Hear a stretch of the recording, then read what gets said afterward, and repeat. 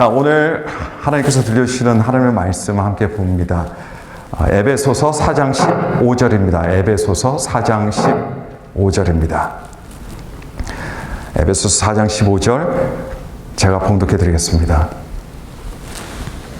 오직 사랑 안에서 참된 것을 하여 범사에 그에게까지 자랄지라. 그는 머리니 곧 그리스도라. 아멘. 네, 저희가 계속해서 사도행전을 보고 있었지만 오늘은 새 2024년 첫 주일입니다. 그래서 우리 표와 그리고 주제 선고에 맞춰서 우리 함께 은혜를 나누고 또 새롭게 결단하고 다짐하는 시간을 갖기를 원합니다. 제가 어릴 적에 초등학교 다닐 때였습니다. 선생님이 반 아이들에게 숙제를 내주셨는데 물론 숙제는 매일 있었죠. 근데 조금 색다른 숙제를 내주셨습니다. 그 숙제가 뭐냐면 너희 집 가훈을 적어서 오라는 그런 숙제였어요. 네. 그래서 저는 가훈이라는 거 들어본 적 없었거든요. 우리 집에 가훈이라는 게 있었나? 네. 그래서 어쨌든 가지고 집으로 갔습니다. 그리고 이제 아버지께서 퇴근하셔서 집에 들어오셔서 제가 아버지께 여쭤봤어요. 우리 집 가훈이 있냐고 여쭤봤죠. 근데 여러분 그때 저희 집에 성경 구절이 적혀있는 그런 액자 같은 게 있지 않습니까? 벽에 걸어놓은 성구 액자 같은 거 있는데 저희 집에 제 기억으로는 한 2개의 성구 액자가 있었던 것 같아요. 더 있었을지는 모릅니다. 근데 너무 오래돼서 기억이 나지 않아요. 근데 저희 아버지께서 손으로 거기를 딱 그 중에 하나를 이렇게 가리키면서 저게 바로 우리 집 가훈이다 라고 말씀하셨습니다. 그게 어디냐면요. 데살로니가전서 5장 16절, 17절, 18절 말씀이었습니다. 항상 기뻐하라, 쉬지 말고 기도하라, 범사에 감사하라. 이것이 그리스도 예수 안에서 너희를 향하신 하나님의 뜻이니라. 평소에 항상 벽에 걸려 있었기 때문에 굉장히 익숙하고 그리고 외우고 있던 그런 성경 구절이었습니다. 그래서 제가 그때 마음속으로 저게 우리 집 가훈이구나. 그렇게 생각하고 그걸 써서 그 다음에 친구들 앞에서 선생님 앞에서 발표했던 기억이 납니다. 나중에 생각해 보니까 아마 따로 가훈이라는 게 없었던 것 같아요.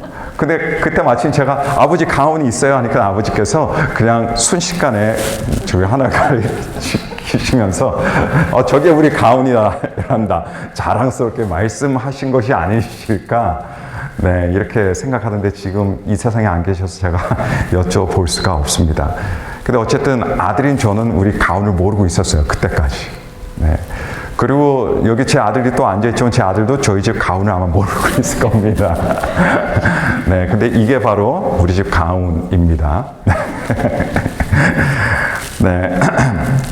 여러분 2024년 첫 주일입니다. 여러 작고 큰 결단들을 하는 때가 바로 이때예요. 근데 여러분 가정의 가훈도 한번 만들어 보시면 좋지 않을까라는 그런 생각이 듭니다. 그러면 굉장히 좋은 훌륭한 영적인 어떤 도움이 되고 신선한 바람이 될 거라고 생각이 듭니다. 해마다 많은 단체들은 새해를 준비하면서 이렇게 표를 정하곤 합니다. 특별히 그런 단체들 중에서도 아마 매년 새로운 표를 정하는 단체가 있다면 그거는 단연 교회들입니다. 물론 모든 교회들이 그런 건 아니겠지만 그리고 표라고 해서 매년마다 꼭 바뀌어야 된다는 법도 없습니다만 하지만 실제로 이 땅의 많은 교회들이 매년마다 특별히 한국 교회가 그런 것 같아요. 미국 교회들은 이렇게 매년마다 어떤 새해 표 같은 걸 제가 사실 본 적은 없습니다. 제가 본 적 없다라고 해서 없다라고 말씀드릴 수는 못하는데 근데 확실한 거는 한국의 교회들은요 매년마다 새로운 표를 만들고 거기에 따른 주제 선구를 정하곤 합니다. 근데 이게 아무리 생각해봐도요 굉장히 유익한 것 같습니다. 필요한 것 같아요. 왜냐하면 이 표라는 게 뭐냐면요 다짐이거든요. 결단입니다. 교회가 같이 다짐하고 같이 결단하는 겁니다. 근데 동시에 이 표라는 것은요 그 교회 현실을 반영해요. 우리의 필요성을 반영한다는 이야기죠. 그리고 동시에 우리의 바람을 반영합니다. 그리고 앞으로 교회가 어떻게 나가야 되는지 우리 성도님들이 앞으로 어떻게 가야 하는지 일종의 방향을 제시해주는 그런 역할도 합니다. 이런 의미에서 표를 적극 활용하면요 교회의 어떤 한 해 동안의 방향성이 주어지게 되고 집중력을 갖는데 도움이 되리라 생각합니다.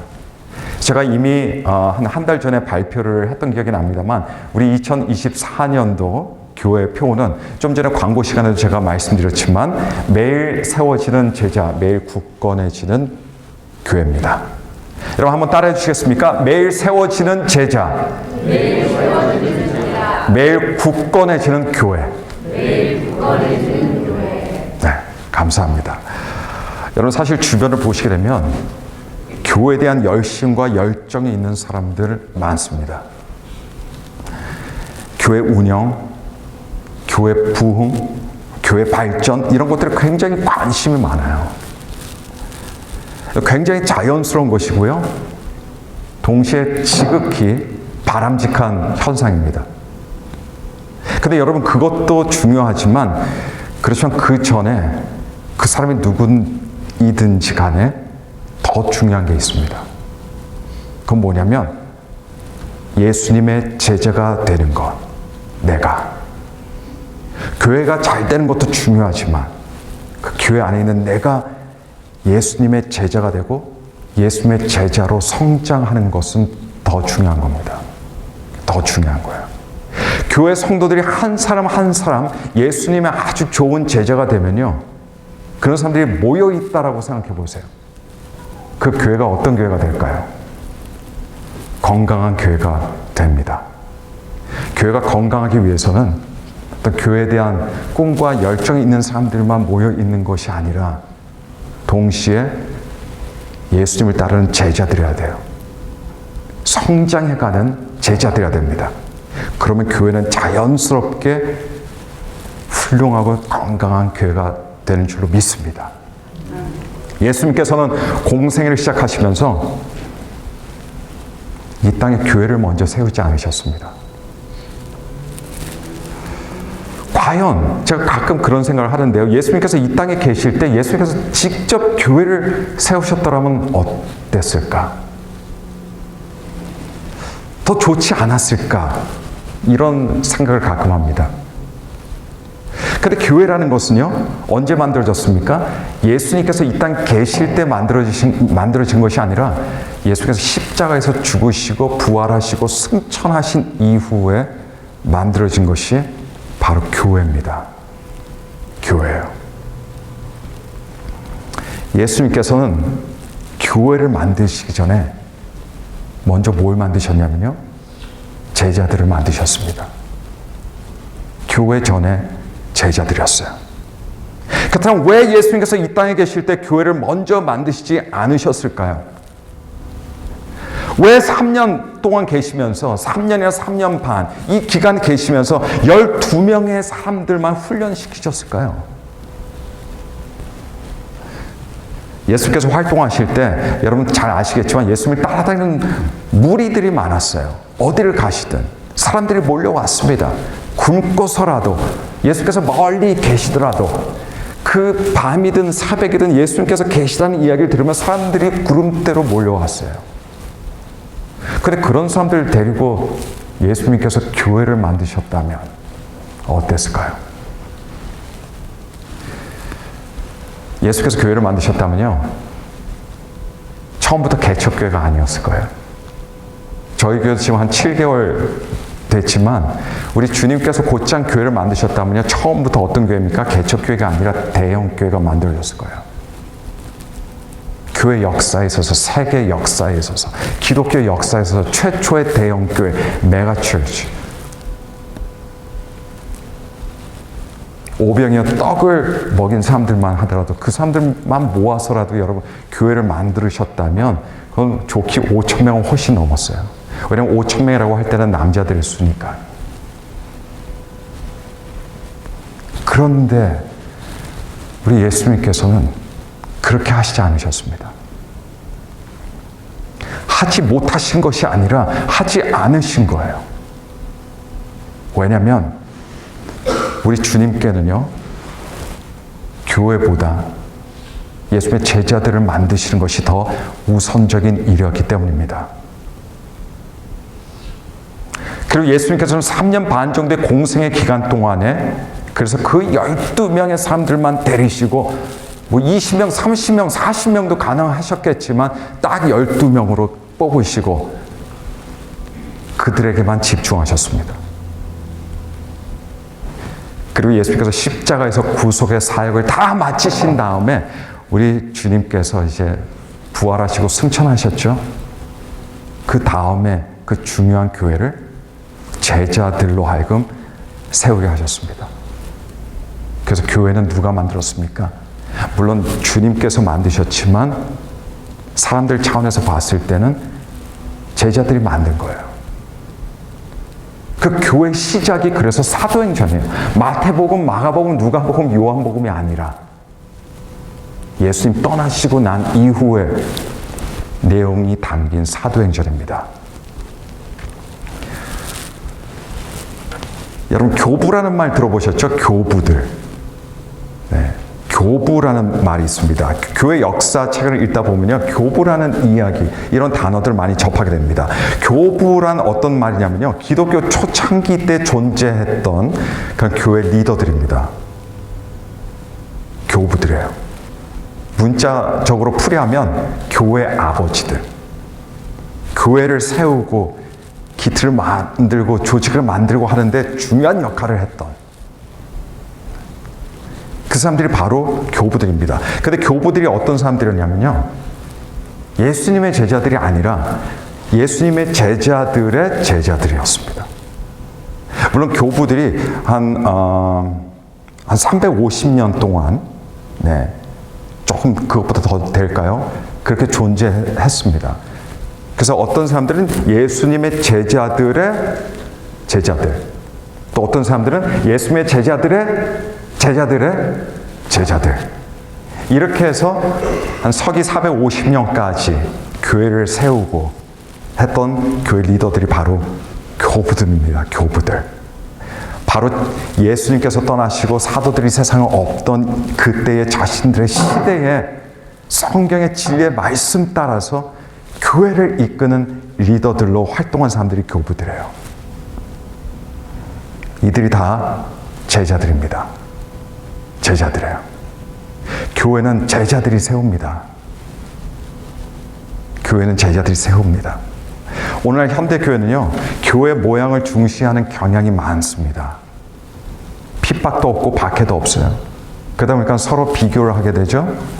서로 더 나은 모양으로 교회를 만들어 가려고 하는 이런 노력들이 뭐 사실 자연스럽게 오늘날 시대에 많이 만들어졌어요. 그래서 교회는 커야 되고, 교회가 되려면 그래도 성도들 많아야 되고, 설교는 감동적이어야 되고, 교육부서는 당연히 있어야 되고, 이런 기타 등등입니다. 왜냐하면 이런 것들을 추구하는 이유는요, 지금 오늘 현대 시대의 성공적인 교회가 무엇일까라고 할 때 그런 기준들이거든요. 그런 기준들이에요. 그러니까 너도 나도 할 거 없이 그런 모양을 갖추려고 다들 노력합니다. 그리고 무엇보다도 교회를 찾는 성도들, 불신자들은 그런 거 없어요. 교회가 다 똑같은 줄로 압니다. 전도돼서 아무 교회나 인도되게 되면 거기서 신앙생활을 시작하고 신앙을 갖게 되는 거예요. 여기서 많은 분들이 바로 그런 절차를 거쳐서 그리스도인이 되셨죠. 그래서 이제 교회를 다녀본 많은 분들은 이제 그런 교회들을 찾게 되어 있습니다. 그러다 보니까 교회 이상형이랄까, 그런 이상형의 모양, 모습을 갖추려고 많이 노력합니다. 그런데 여러분, 사실 초대교회나 기독교 초창기 교회들은요, 이런 것들 전혀 중시하지 않으셨다는 거 아십니까? 초창기 교회 성도들이 만일 타임머신 타고 현대 시대로 와서 이 현대 적지 않은 교회들을 방문하고 그 모습들을 보면요, 아마도 굉장히 낯설고 이 생소하게 느끼는 부분들이 많을 거라고 저는 생각합니다. 초대교회나 초창기 교회들은요, 4가지 것들을 중시했습니다. 4가지 것들. 하나는 뭐냐면요, 하나님의 진리의 말씀을 배우고 수호하는 거였어요.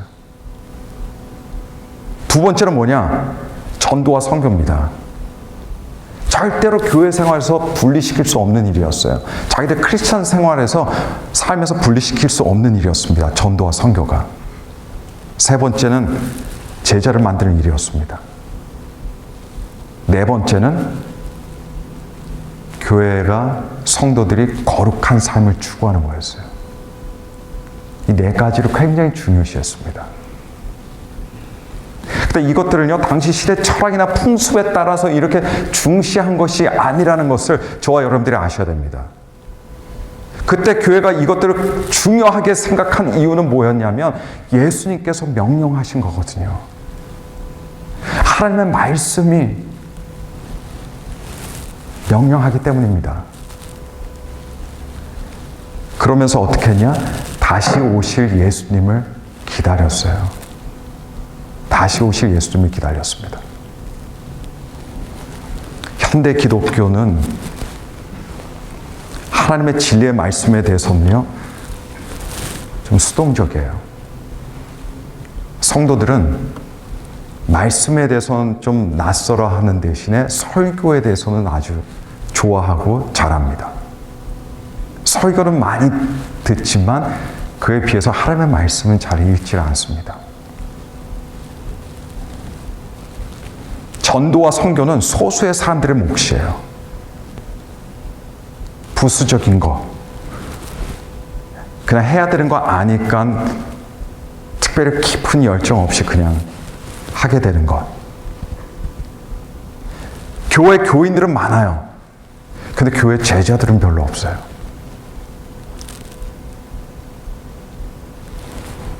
성도들의 이 거룩한 삶보다는요, 지금은 성도들이 누릴 수 있는 축복에 더 치중하고 있습니다.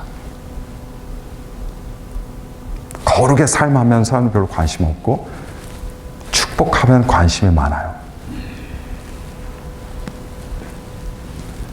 여러분, 오늘 우리가 지향해야 하는 것은요, 그건 복음의 진리를 수호하면서 복음의 생명력을 우리가 갖는 일이에요.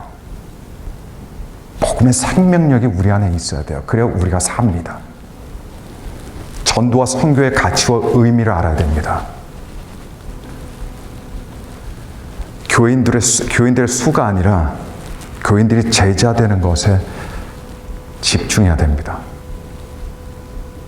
그리고 지금 현세 받는 물질적 축복보다는 축복의 삶, 거룩한 삶을 위해서 앞으로 나아가야 되는 거예요. 여러분, 매년마다 교회들 표는 달라질 수 있어요. 하지만 예수님의 교회들이 지향해야 하는 이것들은 변함이 없습니다. 변함이 없어요. 우리 표어는 먼저 매일 세워지는 제자예요. 그 다음이 뭐냐? 그 다음 매일 굳건해지는 교회입니다. 이 순서도 중요한 거예요. 순서를 이해하셔야 됩니다. 제자들이 세워져야 복음의 생명력을 갖게 되고, 제자들이 세워져야 전도와 선교의 역할을 감당합니다. 제자들이 세워져야 축복의 삶인 거룩한 성도의 삶을 살게 되고 그것들을 보게 되고 합니다. 그러면 자연스럽게 교회가 굳건해지는 거예요. 교회 모양만 이상적으로 만들고 어떤 교회 조직 체계나 이런 것들을 잘 만들어 놓으면 될 거라고 생각하지만 그렇지 않아요. 먼저 제자들이 있어야 돼요. 제자들이 세워질 때 그런 것들이 힘을 받고 그것들이 유용하게 우리에게 도움이 되는 것들이 되게 됩니다. 오늘날 교회들은 조직이나 체계는 있지만 생명력을 회복하지 못하는 교회들도 많다는 걸 우리가 둘러볼 수 있어야 돼요. 그 조직 체계가 잘못돼서 그런 게 아니에요. 조직 체계 같은 것이 전부가 아니기 때문에 그렇습니다. 여러분, 한번 재밌게 해볼까요? 제가 매일 세워지는 하면 여러분께서 제자하고 하시는 거예요. 그 다음에 제가 매일 굳건해지는 하면 여러분께서 교회라고 하는 겁니다. 네. 자, 한번 해보겠습니다. 자, 매일 세워지는 제자. 매일 굳건해지는 교회. 아멘. 그렇게 될 줄로 믿습니다. 그리고 우리 그렇게 되도록 우리 노력해야 됩니다. 저 혼자만의 표어가 되지 않도록 해주세요. 그럼 너무 외로워져요. 우리 모두의 표어가 되고 우리 모두의 다짐과 결단이 되기를 간절히 바랍니다. 방금 이렇게 했는데 나중에 집에 가셔서 잠깐 제자하고 교회는 생각나는데 그 다음 뭐였더라 하시면 안 되고요. 네. 자, 매일 세워지는 제자, 매일 굳건해지는 교회입니다. 우리가 나갈 방향, 이제 송구영신 예배 또 이제 드리게 될 텐데요. 나중에 네, 우리의 모습이 잘 분별이 안 되고 구별이 안 되어도 우리 주님의 눈에는 이것이 많이 이루어진 교회가 되기를 간절히 열망하고 축복합니다. 자, 이 표를 뒷받침해주는 성경 구절이 제가 오늘 처음에 말씀 전할 때 봉독해드린 말씀이에요. 바로 에베소서 4장 15절입니다. 오직 사랑 안에서 참된 것을 하여 범사에 그에게까지 자랄지라. 그는 머리니 곧 그리스도라. 오늘 말씀을 보시게 되면요, 오늘 말씀에 키워드가 있어요. 여러 좋은 단어들이 여러 있죠. 뭐 한 구절밖에 없는 짧은 구절이지만 키워드는 뭐냐면 자라야 한다는 데 있어요. 자라야 한다. 누리는 것도 중요하고요, 즐기는 것도 중요하죠. 하지만 그것보다도 중요한 것은 우리가 자라야 한다는 거예요. 바쁘든 바쁘지 않든, 우리의 모습이 어떻든, 우리의 상황이 어떻든, 우리의 인생이 어떤 모양으로 흘러가게 될든 중요한 것은 성도들은 자라야 된다는 겁니다. 성장해야 된다는 거예요. 여러분, 이 성장하라는 이 구절은요, 나이와는 상관이 없습니다. 사도 바울이 지금 학생들이나 젊은 청년들 앉혀놓고 하는 말이 아니에요. 모든 교회들에게, 모든 성도들에게 하는 말입니다. 10대이든 20대이든 뭐 30대이든 40대이든 70대이든 80대이든 심지어 90대이든 상관없습니다. 모든 성도들은 계속 자라야 합니다. 사회에서 학교 교육이 끝났어도 학교 박차고 나오면서 야, 이제 공부 안 해도 돼, 이 기쁨 우리 다 누려봤지 않습니까? 하지만 설령 학교 교육이 끝났어도 사회에서 어른이라는 위치에 올랐어도 한국의 지하철을 타시게 되면 할아버지 할머니 여기 앉으세요 라는 이런 말을 듣는다 해도 달라지지 않습니다. 변함없는 것은 우리는 영적으로는 계속해서 자라야 된다는 거예요. 영적으로는 나이 제한이 없습니다. 여러분, 남자 18세, 여자 16세라고 하면 뭐 떠오르시는 것이 있으세요? 아, 부러운 나이. 네, 그런 생각이 드시겠지만 남자 18세, 여자 16세는 뭐냐면요, 되게 사람의 성장판이 닫히는 때라고 합니다. 18세가 되면 남자들이 보통은 그때 성장판이 닫히고 여성들은 16세가 되면 그때 성장판이 닫힌다고 하죠. 한 번 닫힌 성장판은 다시 열리지 않습니다. 다시 열리지 않아요. 물론 성장판이 손상된 어린이들을 위해서 시행되는 수술이 있기는 있습니다. 하지만 그거는 어린이들에게나 가능한 수술입니다. 어른들은 그런 수술 받아봤자 소용이 없어요. 다시 열리게 하는, 성장판을 열리게 할 수 있는 방법은 미래 어떤 아주 획기적인 의료기술이 발달하면 모를까, 그 전까지는 불가능합니다. 하지만 육의 성장판에 반해서 우리 영의 성장판은요, 절대로 닫히는 법이 없어요. 항상 열려져 있어요. 그 사람은 예수 그리스도 안에서 언제든 배울 수 있습니다. 언제든 뭔가를 깨달을 수 있어요. 언제든 성장하고 자랄 수가 있습니다. 그래서 주님 앞에 갈 때까지, 서는 그날까지 우리는 영적으로 계속해서 자랄 수 있는, 성장할 수 있는 축복이 우리를 기다리고 있습니다. 저희 교회 연세 있으신 분들이 많이 계신데 참 감사한 것은요, 연세가 많으신데도 불구하고 저희 교회 성경 공부 가스펠 프로젝트 할 때 보면 아주 적극적으로 참석하시고, 그리고 제가 매주마다 퀴즈를 냈지 않습니까? 많이 맞추시고, 맞추시려고 노력하시고, 그래서 상도 받으시고, 상 때문에 하신 건 아니죠? 자, 그렇게 연세가 많으신데도 불구하고 주님 안에서 영적으로 자라고 성장하시려고 노력하는 모습이 참 너무 보기 좋았습니다. 그래서 이 자리를 빌어서 다시 한번 감사를 드립니다. 1차 가스펠 프로젝트를 마치고 그리고 개근상이 수여될 때 개근상 받으신 분이 제가 알고 있기로는 77세세요. 네. 그리고 참 안타깝지만 아차에서 어쩔 수 없이 못 받으신 분들이 수두룩하세요. 네. 그래서 그건 참 우리 교회에 굉장히 좋은 영향이라고 저는 그렇게 믿습니다. 여러분, 그리스도인은 계속해서 자라야 됩니다. 자라야 돼요. 나중에 이 나이를 먹고 나서 오히려 믿음의 길에서 뒤로 물러갈 수 있어요. 가만히 있으면 물러갑니다.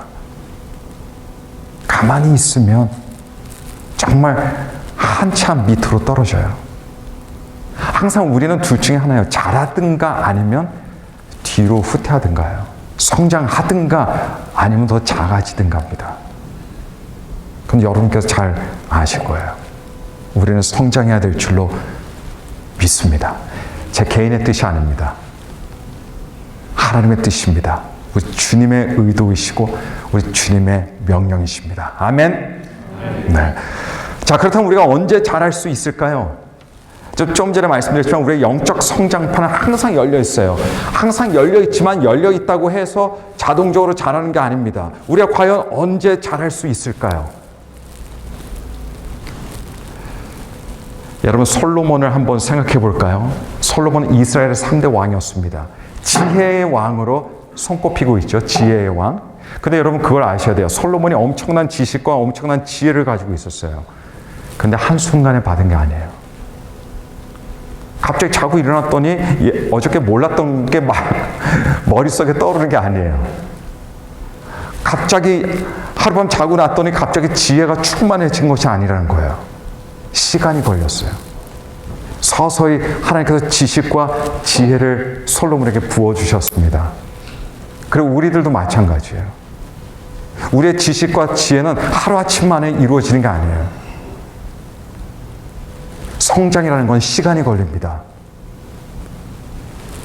근데 솔로몬이 그렇게 지혜와 지식을 겸비할 수 있었던 비결들이 물론 많았겠지만 그 중에 하나 가장 중요하다라고 생각하는 게 있습니다. 제가. 그게 뭐냐면요. 왕이 되고 나서 얼마든지 고고해질 수 있었어요. 교만해질 수 있었어요. 내가 너보다 알면 더 알지. 내가 너보다 더 높아. 사람들 앞에서는 이런 마음을 가질 수 있었겠죠. 그럼 하나님 앞에서 아무것도 구하지도 않았겠죠. 그럼 솔로몬이 하나님 앞에 어떻게 기도했는지 우리는 다시 뒤돌아볼 수 있어야 됩니다. 어떻게 기도했냐면요. 이렇게 기도했어요.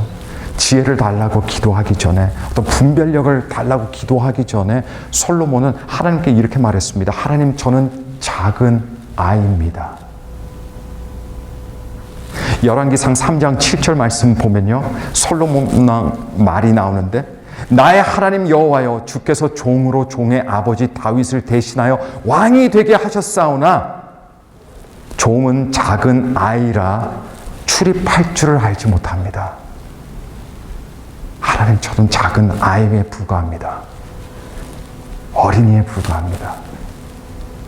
지금 어린이가 올려드리는 기도가 아니에요. 한 나라의 왕이 올려드리는 기도입니다. 여러분, 육으로 자라려면, 육이 자라려면요, 우리 몸이 자라려면 조건이 있어요. 우리는 아이여야만 돼요. 육으로. 어른은 자랄 수 없어요.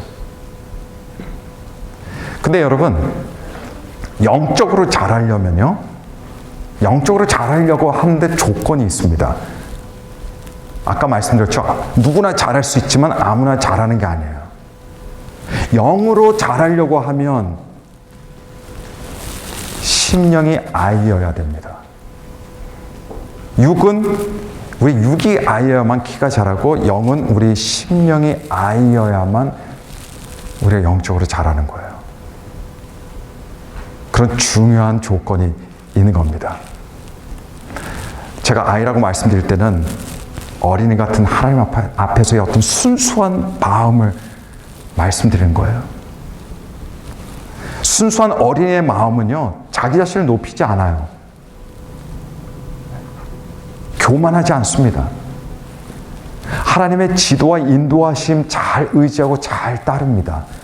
아이의 심령을 갖고 있는 사람은요. 또 잘못했을 때는 또 어때요? 잘 혼나요. 잘 혼나요. 회개도 잘합니다. 잘 고칠 수 있습니다. 왜냐하면 아이의 마음을 갖고 있기 때문에. 이것이 어린이 같은 부드러운 심령입니다. 사람이 나이가 들고 어른이 되면서 저도 많이 느끼는 거지만 경험도 쌓이고 지식도 쌓이고 연륜도 쌓이고 나름 자기 철학도 만들어지고 자기 고집도 생기고 그러죠. 근데 문제는 뭐냐면요.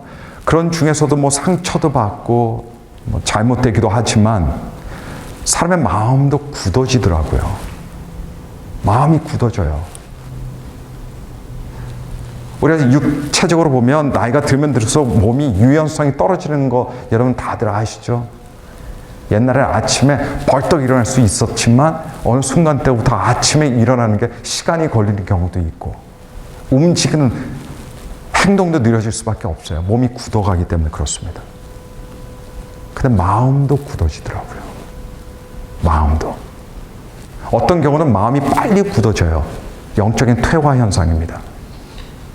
어떤 사람들은 그 영혼이 좀 늦게 굳어져요. 누구나 다 뭐 굳어지는 거 피할 수 없겠지만 여러분 사람의 피부도 시간이 지나면 주름살이 생기고 거칠어지고 그럽니다. 어저께 제 딸이 오늘 새벽에 비행기 타고 떠났는데 저한테 마스크를 해준다고 하더라고요. 제 피부가 많이 안 좋아졌다고. 네. 피부 옛날에 좋았어도 시간 지나면 그렇게 나빠질 수밖에 없습니다. 그래서 우리는 시간이 지나고 경험이 쌓이고 나이가 이렇게 올라가면서 순수성 잃어버리고 유연성을 잃어버리게 되는 경우가 많습니다. 세월과 함께 어느 정도 어쩔 수 없는 일이지만 하지만 우리가 반드시 기억해야 되는 것이 무엇이냐면 여러분 우리는 하나님 앞에서 아이여야 된다는 거예요. 그래서 하나님 앞에서 애교도 부르셔도 되고 하나님 앞에서 때를 쓰셔도 되고 그럴 수 있습니다. 그리고 사실 그래야만 됩니다.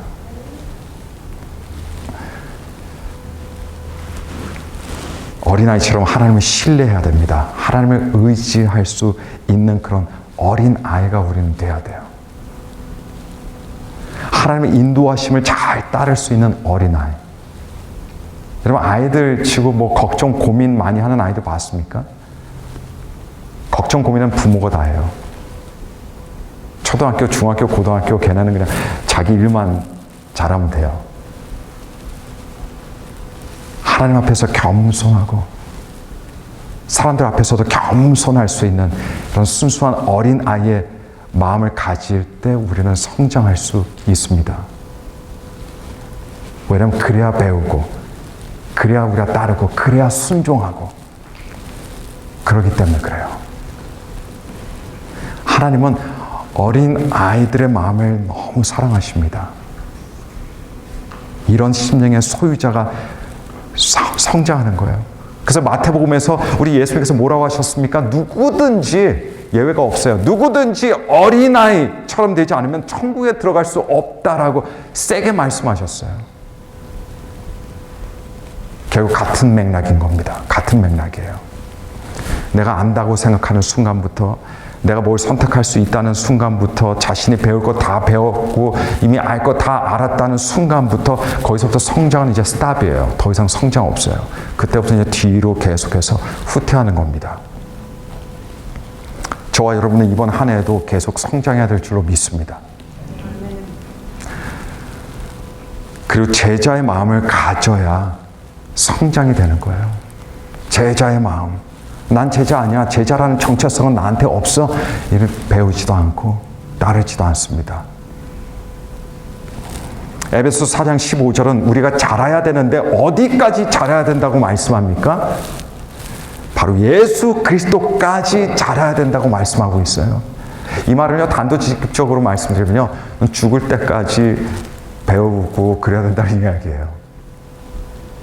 왜냐하면 예수 그리스도까지 자라야 되기 때문에.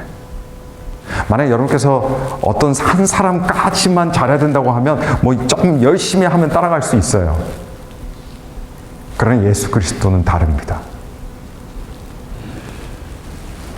물론 이 세상에 예수님처럼 되라는 이야기가 아니라는 거 아시죠? 그 누구도 예수님의 십자가의 대속적 사역 흉내조차 낼 수 없습니다. 예수님의 존재, 이 비슷한 존재는 존재하지 않아요. 예수님은 하나님이십니다.